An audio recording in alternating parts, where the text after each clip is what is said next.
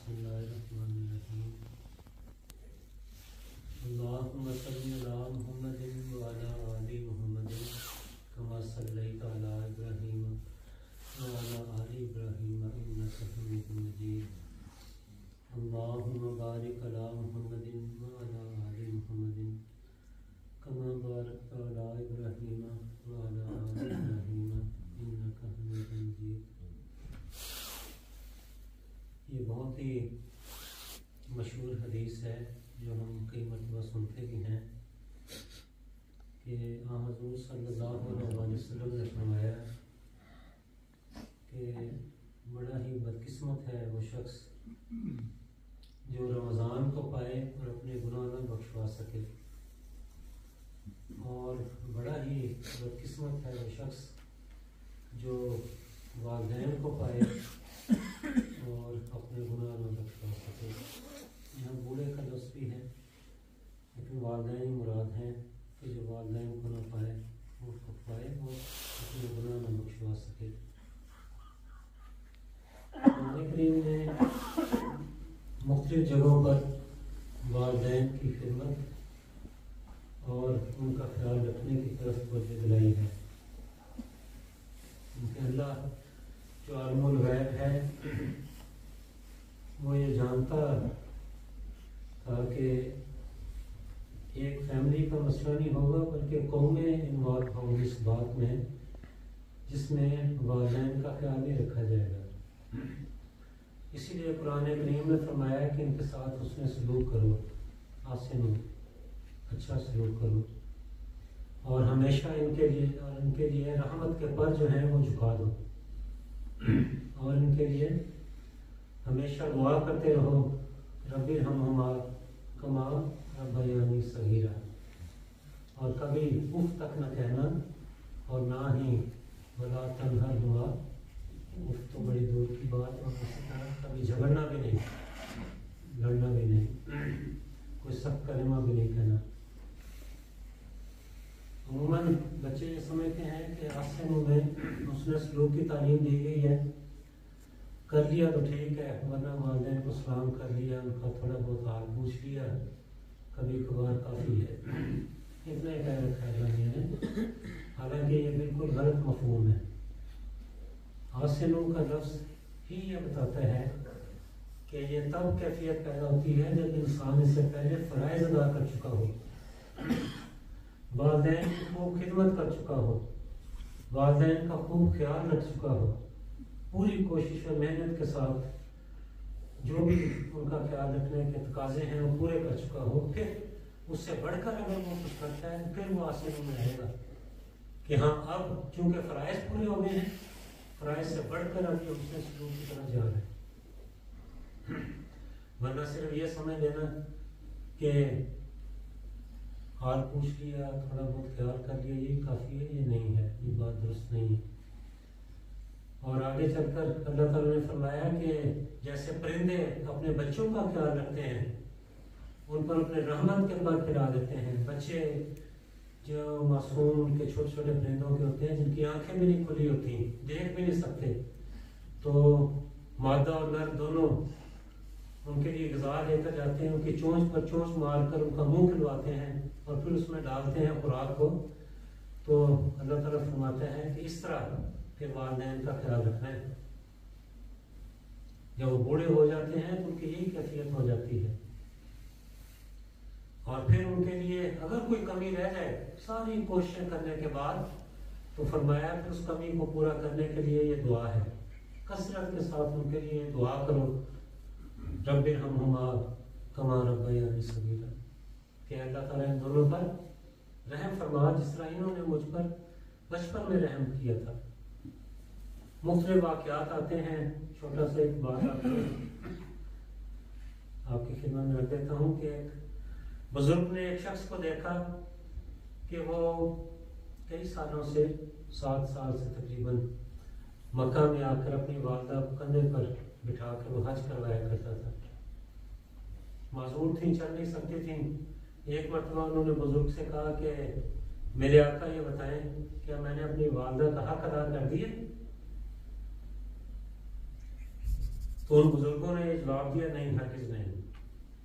اگر تمہاری عمر 1000 برس ہو اور 1000 سال تک تم اسی طرح اپنی والدہ کو اپنے کندھوں پر لے کر پھرتے رہو تو تم اس ایک رات کا بدلہ نہیں ادا کر سکتے جس رات تم روتے رہے اور تمہاری والدہ تمہیں بازوؤں میں اٹھا کر دودھ بھی پلاتی رہی اور تمہیں تمہارے آرام اور سکون کے لیے کوشش کرتی رہی۔ ایک رات کا بدلہ بھی تم نہیں اتار سکتے، کجا یہ کہ تم یہ سمجھو کہ چند سال خدمت کر کے تم نے بہت بڑا مار کا مار لیا۔ حقیقت بھی یہی ہے۔ حضور صلی اللہ علیہ وسلم نے اس دعا میں اللہ تعالیٰ نے ہمیں یہ بتا دیا کہ کیسے کرنا ہے۔ پہلے فرمایا رحمت کے پر ان کے لیے پھیلانے، پھر دعا کرنی۔ ابھی اس میں ہم جو والدین ہیں ان کے لیے بھی سبق ہے۔ فرمایا کمال کا لفظ ہے کہ جیسے بچپن میں انہوں نے مجھ پر رحم کیا تو یورپین قوموں کو دیکھ لیں، یہ کمال میں رحم تو ہے ہی نہیں۔ یہ جو ظلم کرتے ہیں اپنے بچوں پر، وہ پڑھ کے دیکھ لیں، یا ان کے ساتھ جو سلوک کرتے ہیں یہ اپنے بچوں کے ساتھ، اس میں رحم کا تو سلوک ہوتا ہی نہیں، جس کا نتیجہ کیا نکلتا ہے کہ امن کے لیے اپنے والدین کی خدمت اور ان کا خیال رکھنا چھوڑ دیتے ہیں۔ اس کو آنکھوں سے بھی دیکھنے کا موقع ملا۔ میں جب پہلے رہائش پذیر تھا وہاں میرے ہمسائے میں 85 سالہ بوڑھی خاتون تھی، جرمن۔ ہمیں پتہ چل جاتا تھا سال میں ایک مرتبہ اس خاتون کا بیٹا ملنے کے لیے آتا تھا، صرف ایک مرتبہ، 4-5 سال کھا رہے ہیں، اور وہ اس بچی اس خاتون کے لیے وہ عید ہوتی تھی۔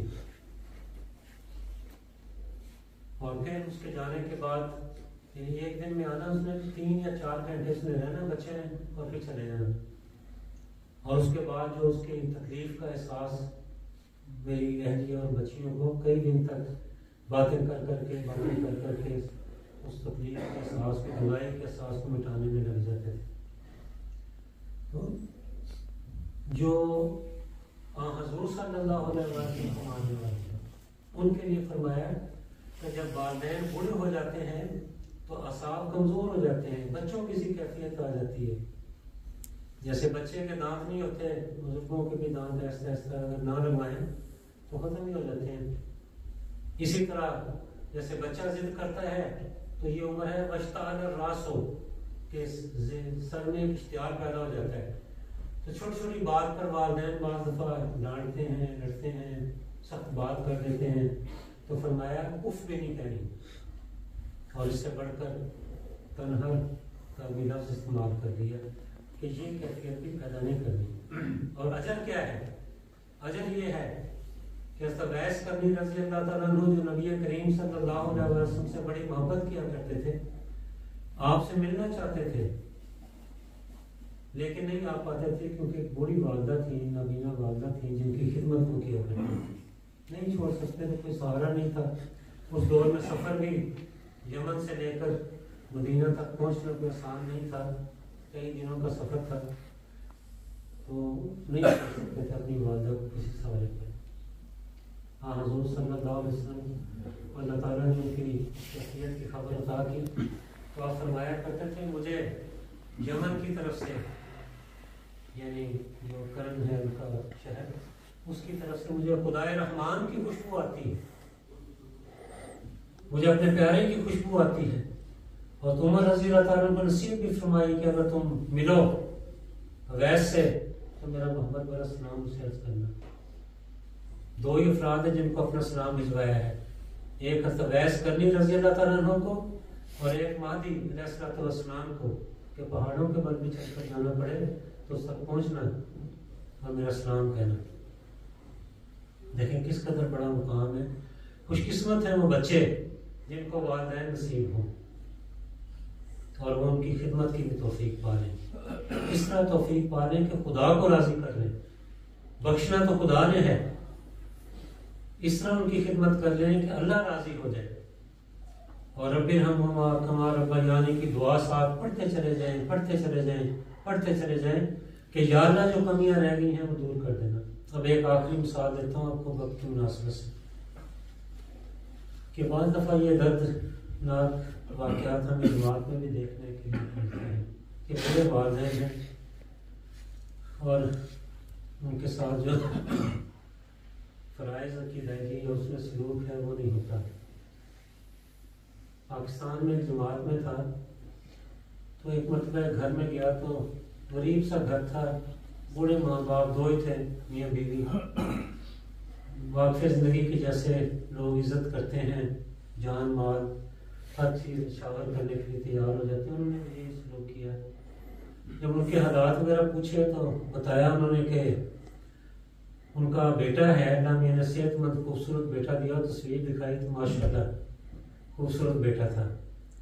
کہنے لگے جب تک یہاں تھا چلیں جو کچھ بھی کرتا تھا میری آنکھوں کے سامنے تھا, ڈانٹ ڈپٹ کر ہم اسے کچھ کروا ہی لیتے تھے. جب ہم نے قرضے وغیرہ اٹھا کر اسے یورپ بھیجا ہے تو اس کے بعد جب سے وہ یورپ پہنچا ہے اسے نہیں معلوم کہ اس کے پیچھے بڑے ماں باپ ہیں.